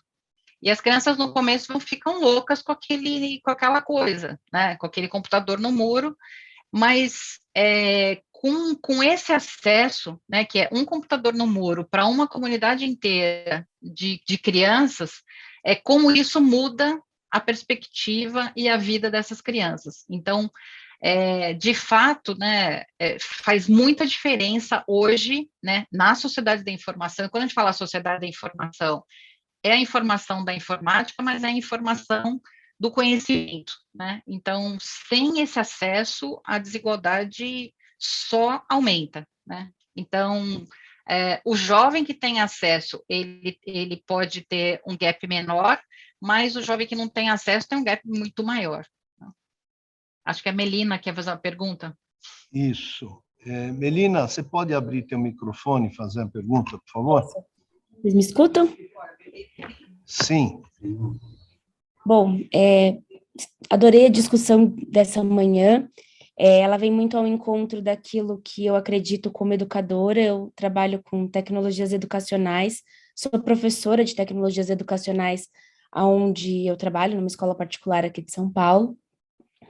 Só que, e acho assim, importantíssimo a gente falar sobre isso, né? A gente falar sobre uma BNCC, em que, lá em 2018, um professor que trabalhava comigo, ele já dizia assim para a gente, vamos começar a mapear quantas vezes a palavra tecnologia aparece na BNCC. E acho que vai muito aquilo que o Moisés propôs para o grupo dele, né? Ou que é uma pesquisa sua, professor. E ele já dizia, não, será que a BNCC, só tendo colocado essa palavra ali em jogo dentro desse documento, vai fazer sentido, né? Vai dar conta? E depois vem o CIEB e traz toda uma releitura da BNCC, e achei incrível vocês trazerem um documento nacional da educação para falar sobre isso, porque muitas vezes nas escolas a gente vem direto com o CIEB e esquece que tem um documento, inclusive, para ser homologado, né? E que se for homologado em São Paulo, ele vai ser um ensino de computação, né? Então, eu acho que isso é muito para a gente pensar que, se ele for homologado, ele entra na grade curricular. Então, acho que a escola ela tem que estar preparada para isso, e, inclusive, como o professor Moisés falou, num sentido de cultura mesmo, dentro da escola como uma cultura, e não como apenas uma ferramenta. E aí, o que eu venho perguntar, né? Eu queria saber de vocês dois, enquanto especialistas, como que vocês enxergam esse professor e essa sociedade, esse professor dentro de uma sociedade em que eu considero que existe uma diferença entre fluência digital, né, e apropriação da tecnologia como área do conhecimento. Por exemplo, o inglês. O inglês é uma linguagem, a tecnologia é uma linguagem, a própria língua portuguesa é uma linguagem para se comunicar, e principalmente tecnologia, para a gente poder se comunicar nos dias atuais, né? A gente tem um professor de inglês, né? Embora a gente tenha vários professores que saibam falar inglês, eu tenho um professor de inglês dentro da escola, né? Que entende dessa linguagem. E eu vejo que, principalmente fazendo uma associação até a última palestra que a gente teve ontem no Congresso, né, onde está falando de uma educação um pouco mercadológica, né, o que vai acontecer com essa educação em que o mercado está comprando e transformando a educação como um produto, e muito poderoso, vamos dizer assim, financeiramente, né, como foi trazido pela professora ontem, você tem grandes empresas trazendo certificações. Então, você vê um professor que faz uma certificação de Google, uma certificação Microsoft, uma certificação da Apple. Não estou dizendo que isso não é importante, tá? Eu estou querendo trazer e querendo saber aqui como que vocês pensam sobre isso dentro dentro do cenário educacional mesmo, né? Então, fazer uma certificação indica que ele sabe realmente trabalhar com essa tecnologia na sua potencialidade? Então, a gente precisa trabalhar a fluência digital, ou a gente precisa fazer com que eles se apropriem de uma área de conhecimento, né? Porque, se você for ver, ontem também na palestra do professor Rodrigo Assirad, eu assisti Inteligência Artificial. Você tem um currículo hoje já de inteligência artificial. E a gente está falando hoje minimamente, né? Eu sei que são passos pequenos, mas acho que a gente não pode perder a dimensão do que significa isso para a educação. Então, eu queria que vocês falassem um pouquinho dessa diferença de fluência digital e a apropriação da tecnologia como uma linguagem mesmo, como uma área de conhecimento. Quer começar, Alice? Posso. Bom, obrigado, Melina, pela sua exposição aqui, muito, muito interessante, e a sua preocupação também, né, que também é uma preocupação nossa, né? Acho que tem algumas coisas, né? Primeiro, acho que a tecnologia, ela não é só linguagem, ela é o meio e é também a mensagem, né? Então, ela é as duas coisas, né? E ela já se transformou numa outra coisa que ela faz parte já da nossa vida, né? E aí, quando você fala, Então, assim, tem várias coisas que eu queria comentar. Não sei se você sabe, mas a educação, ela está na Organização Mundial do Comércio, porque ela é um serviço, né? Então, veja que não é nosso, né? Então, essa é uma coisa que foi organizada dessa forma. Eu sei que você está querendo dizer que são os grandes grupos, né, que estão hegemônicos aí, e de uma certa forma pasteurizando um tipo de educação, né, de ensino e de aprendizagem. Então, acho que esse é um grande problema, né, que eu acho que é quando você massifica e quando a gente massifica e massifica, normalmente a gente tem o hábito de massificar para baixo, né, quando a gente tem uma coisa massificada. A gente não consegue ainda massificar uma coisa de boa qualidade, né? Quem sabe um dia a gente chega lá. Então, em relação ao professor, né, eu acho que o que a gente pode sempre fazer, que eu gosto muito de fazer, assim, vamos olhar o que os outros estão fazendo, porque a gente tem o hábito de fazer uma coisa meio caseira, mas é uma coisa que é quase como se a gente estivesse inventando roda. Então, assim, vamos ver o que está acontecendo no mundo, o que está acontecendo em outros lugares, quais são as boas experiências, e a gente pode, não vou dizer copiar, mas a gente pode se inspirar e pode fazer, assim, parecido, né? Eu não tenho nenhum pudor em dizer assim, olha, por que a gente não copia a educação de Sobral, por exemplo, no Brasil inteiro, entendeu? Porque, assim, se deu certo, se está funcionando, se tem estabilidade, que eu acho que um dos grandes problemas da educação brasileira é a instabilidade, né? Então, a gente não tem nunca uma política pública de educação que dure mais do que 2 anos, né? Por quê? Porque muda o ministro, porque muda o diretor de formação, porque muda a pessoa, muda tudo, né? E a gente tem essa instabilidade. Um outro problema que a gente tem na educação é consenso. Essa é uma palavra que a gente não consegue efetivar, né? Então, para se existir políticas públicas mais longevas que dê estabilidade para o nosso sistema educacional, a gente precisa de consensos, né?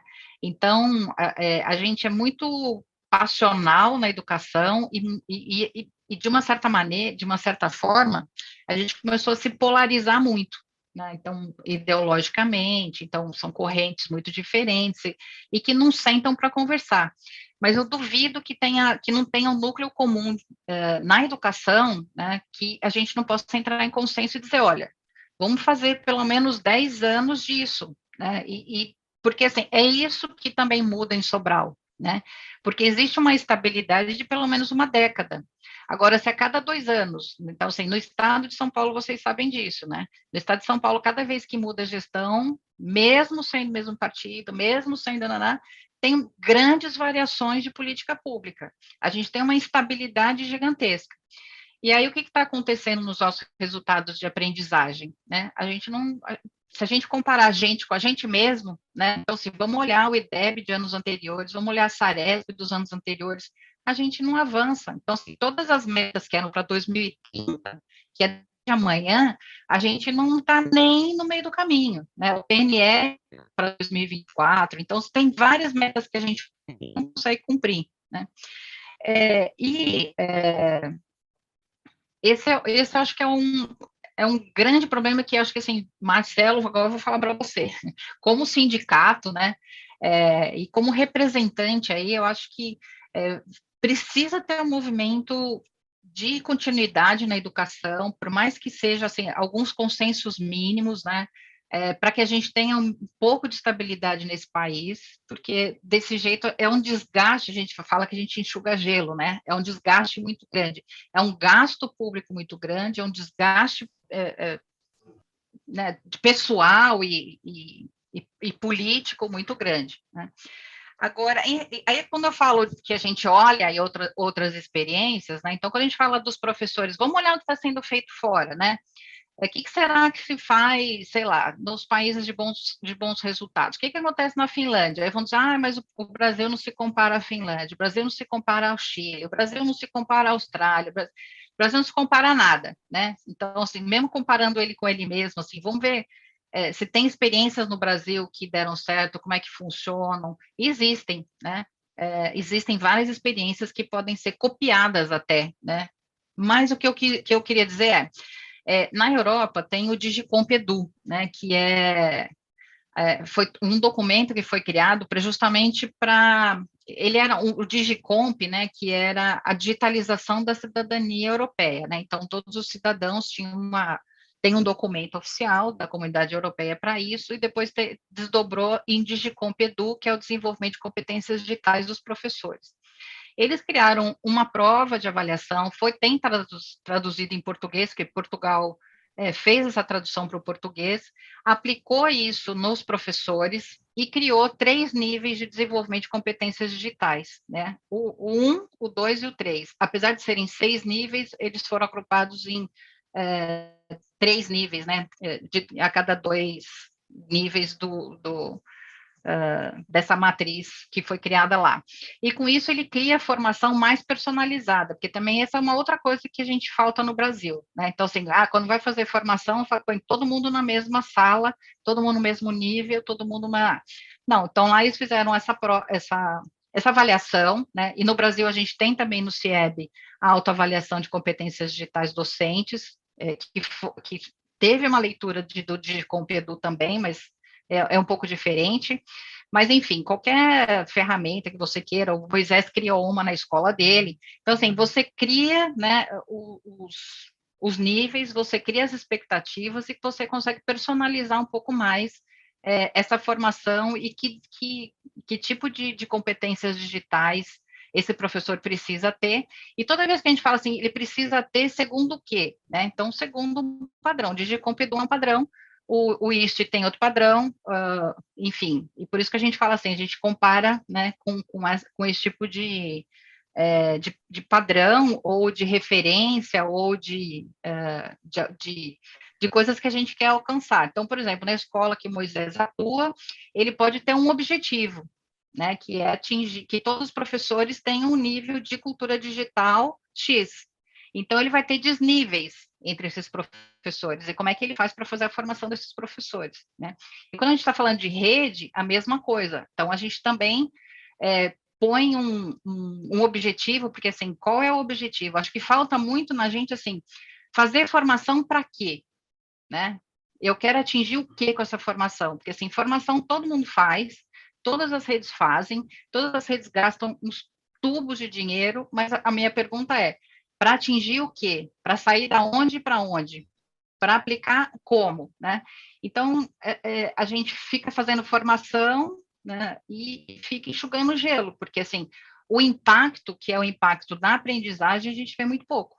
Né? Então, a gente precisa focar mais e saber lá na frente onde é que eu quero chegar, o que eu quero atingir e para quê. Né? Então, por isso que a gente precisa de referenciais. A BNCC é um referencial, a BNC de formação é um referencial, a gente pode concordar ou não com isso ou aquilo, mas a gente precisa, de alguma maneira, ter algum referencial ou criar referenciais particulares, né? Mas precisa deixar muito claro para os professores também o que é que você espera dele, porque senão ele fica fazendo formação também e fala assim, bom, o que é esperado de mim, né? O que é eu ser um bom professor para essa instituição, para essa rede, enfim.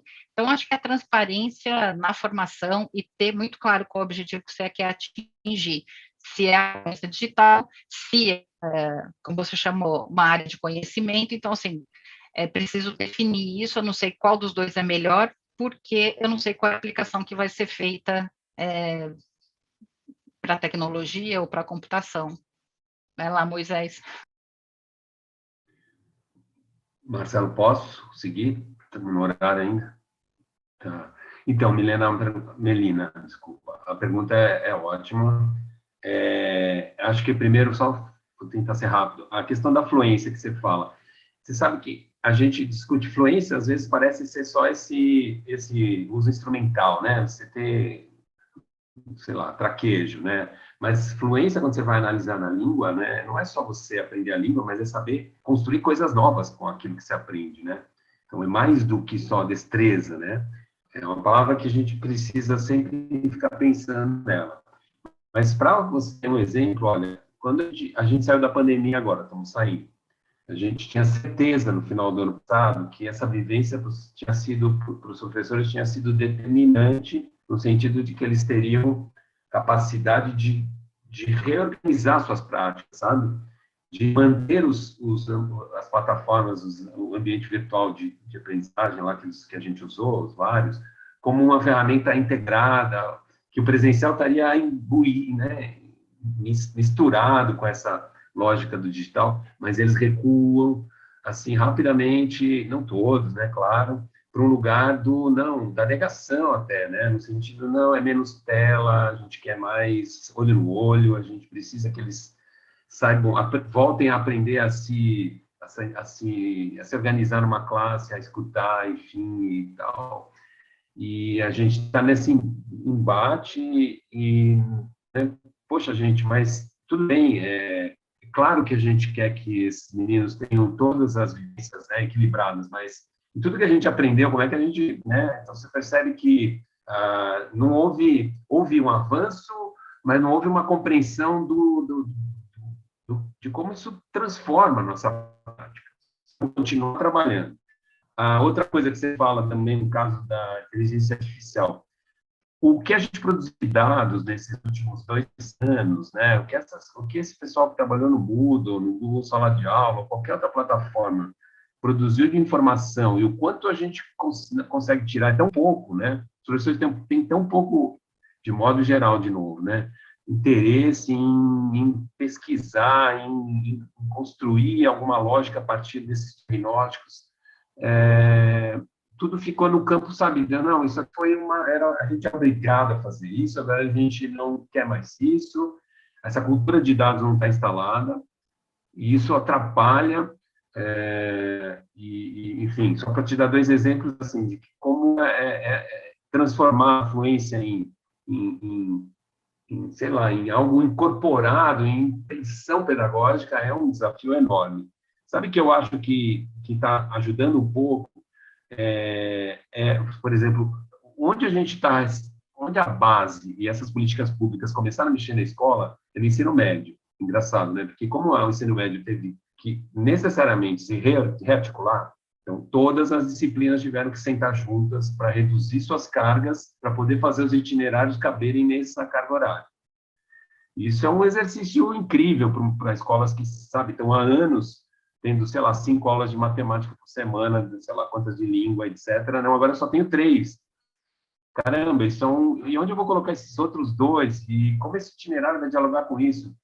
Aí as pessoas começam a perceber que é possível você abrir mão de certas coisas e ganhar outras, né? Ter processos e projetos interdisciplinares. Então, na verdade, assim, é um processo lento, né? Mas essa entrada, essa legitimação dos projetos, de uma pedagogia que tenha mais projetos e mais interdisciplinaridade, né, do que a garantia de que todos os conteúdos sejam... Isso ainda está longe de ser realidade, mas eu sinto que esse exemplo do médio está impactando bem na nossa cultura lá, sabe? E isso pode produzir uma certa flexibilização, é longo, tá?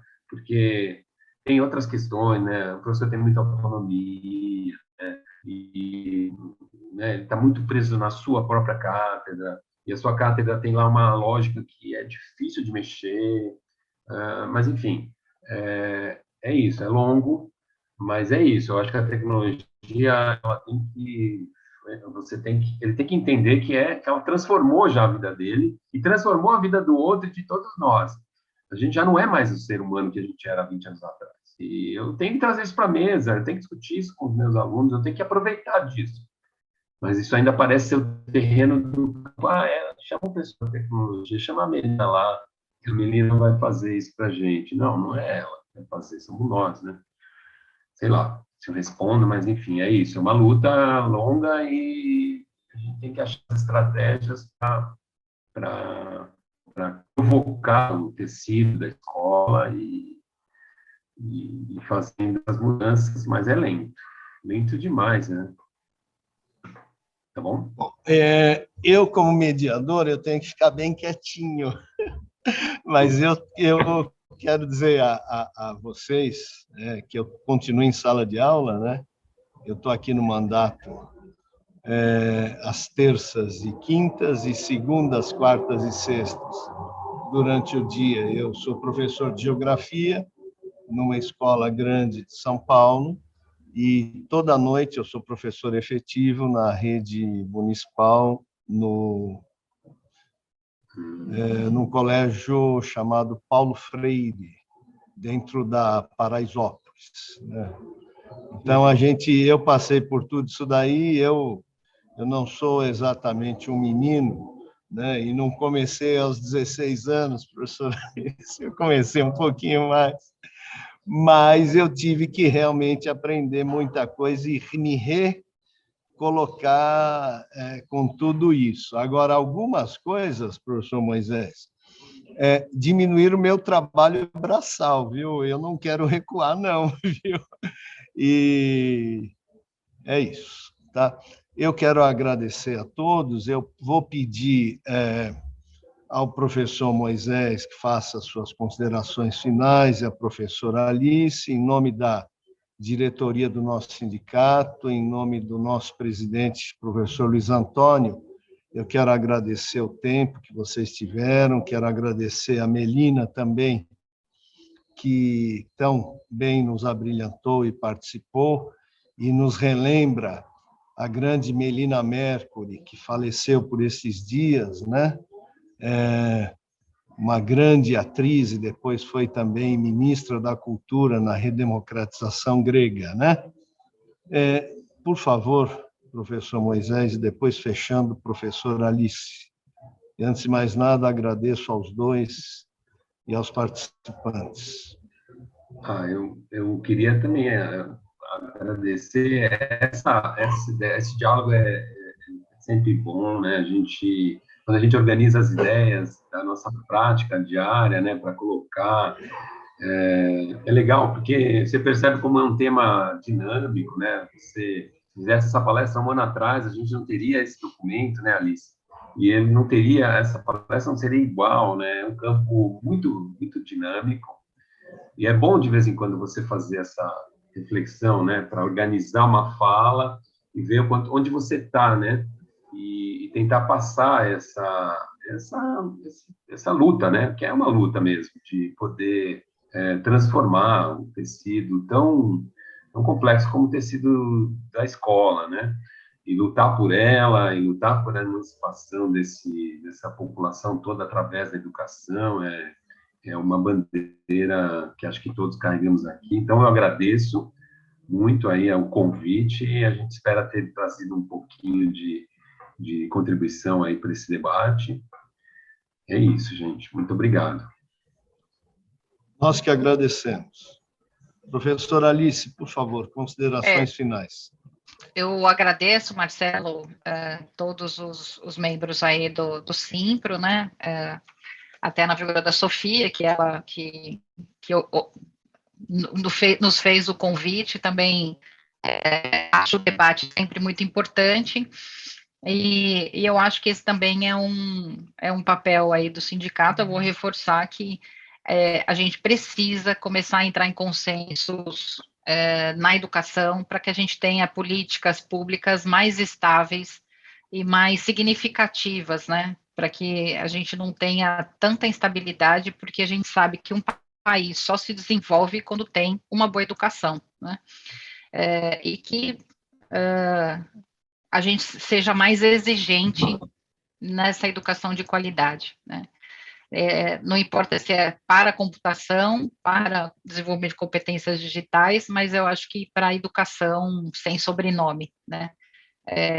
Que eu acho que a gente precisa amadurecer um pouco esse debate e a gente precisa entrar em consensos e não em tanta polarização, seja ela ideológica, política, enfim, que a gente consiga, na educação, ser mais objetivo até, né? Eu acho que talvez pensar mais nesse público que são os estudantes da educação básica, muitos que não voltaram ainda para as escolas, né? Que a gente teve uma perda gigantesca e que a gente recupere esses estudantes, essa aprendizagem perdida, e que a tecnologia pode muito nos ajudar com essa tarefa. Obrigada e bom dia a todos.